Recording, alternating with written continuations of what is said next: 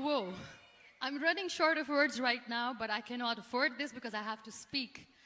Thank you so much for all the love, for all the warmth.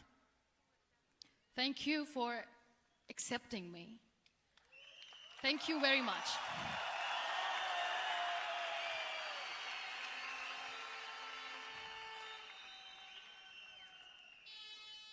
Well, I always start my talk with a disclaimer. And that disclaimer is that I've never claimed to be a motivational speaker. Yes, I do speak, but I feel more like a storyteller because wherever I go, I share a story with everyone. Well, it is a story of a woman whose perfectly imperfect life made her who and what she is today. It's the story of a woman who, in pursuit of her dreams and aspirations, made other people realize that if you think that your life is hard and you're giving up on that because you think your life is unfair, think again.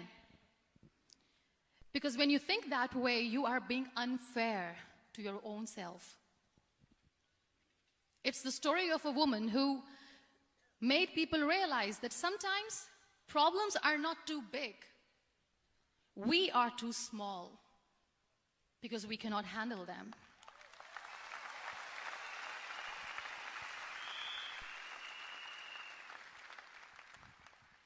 It is the story of a woman who with time realized that real happiness doesn't lie in success, money, fame.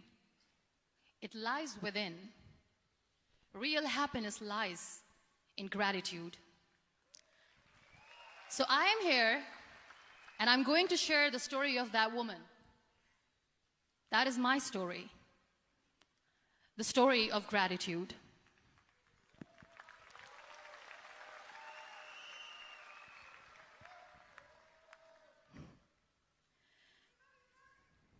I love you too. I love you all.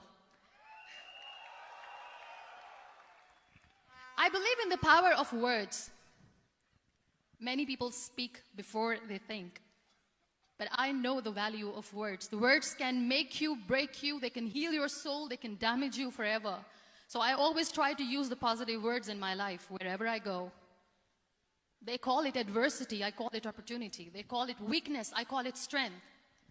They call me disabled, I call myself differently abled. They see my disability. They see my disability, I see my ability. There are some incidents that happen in your life, and those incidents are so strong that they change your DNA. Those incidents or accidents are so strong that they break you physically. They deform your body, but they transform your soul.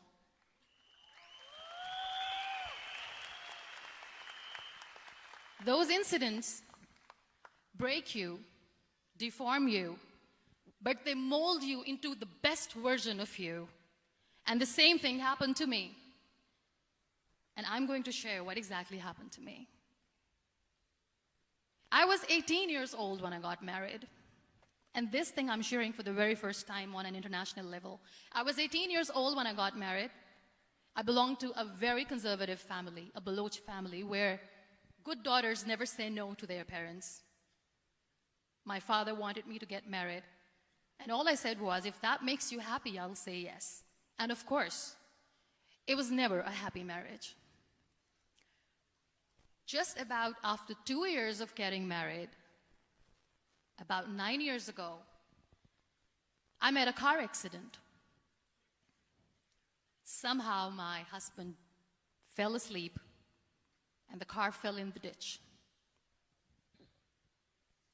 He managed to jump out, saved himself. I'm happy for him. But I stayed inside the car and I sustained a lot of injuries. The list is a bit long. Don't get scared. I'm perfectly fine now. Radius ulna of my right arm were fractured. The wrist was fractured. Shoulder bone and collarbone were fractured. My whole rib cage got fractured. And because of the rib cage injury, lungs and liver were badly injured. I couldn't breathe. I lost urinary bowel control. That's why I have to wear the bag wherever I go. But that injury that changed me and my life completely as a person and my perception towards living my life was the spine injury. 3 vertebrae of my backbone were completely crushed, and I got paralyzed for the rest of my life. So this accident took place in a far-flung area in the outskirts of a very small province, Balochistan, where there was no first aid, no hospital, no ambulance. I was in the middle of nowhere in that toppled car. Many people came to rescue. They gave me CPR. They dragged me out of the car. And while they were dragging me out, I got the complete transection of my spinal cord.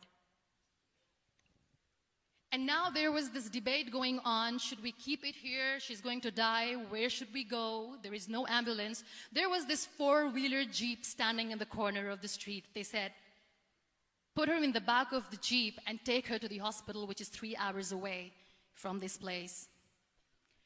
And I still remember that bumpy ride. I was all broken. They threw me at the back of the Jeep and they rushed me to the hospital. That is where I realized that my half body was fractured and half was paralyzed. I finally ended up in a hospital where I stayed for 2.5 months. I underwent multiple surgeries.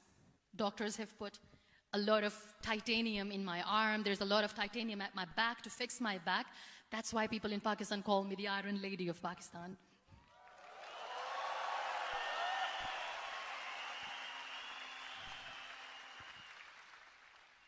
Sometimes I wonder how easy it is for me to describe all this all over again. And somebody has rightly said that when you share your story and it doesn't make you cry, that means you have healed.